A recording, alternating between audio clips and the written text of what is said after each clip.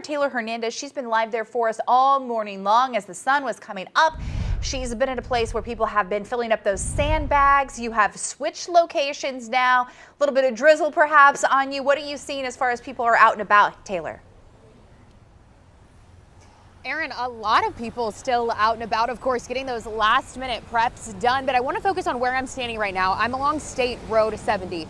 What is that, you may ask? If you're not from around this area, you may not know. This is a main thoroughfare from the west coast to the east coast of our state. So that means a lot of people who are evacuating the west coast of Florida are traveling this road. That means a lot of traffic here in Okeechobee County. Never mind the people who live in Okeechobee County who are also evacuating and having to move to shelters, which here, those shelters are opening tonight at 5. I spoke with the county's public safety director and he told me opening up those shelters is really what they're focused on today. They started having planning meetings on Saturday. Now today is about implementing those plans. We spent the morning at a sandbag site. About 6 o'clock this morning, lines were starting to build for people filling up those sandbags. They dropped off sand while we were there. They dropped off more bags. So there is plenty to go around. They really, though, are emphasizing that they want the community to take this storm seriously, particularly because of just how much rain we've been getting the past couple of weeks. And of course, with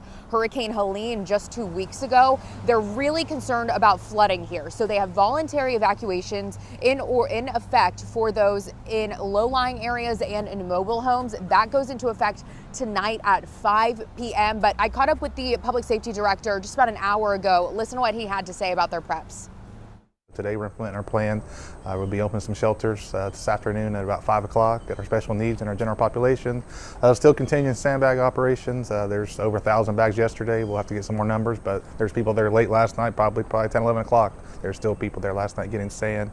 I've got our up staff at our fire rescue. All of law enforcement's all up staff. They're going to be going Alpha Bravos here real shortly, bringing some extra fire staff.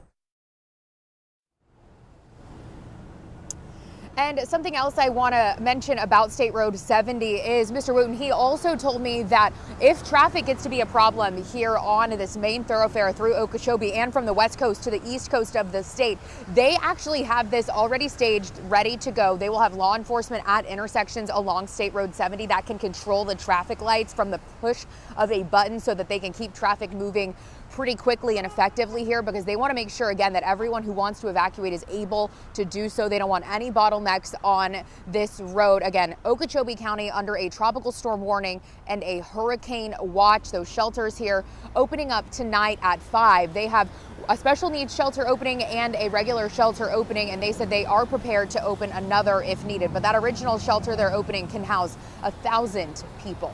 We're live right now in Okeechobee County. I'm Taylor Hernandez, WPBF 25 News.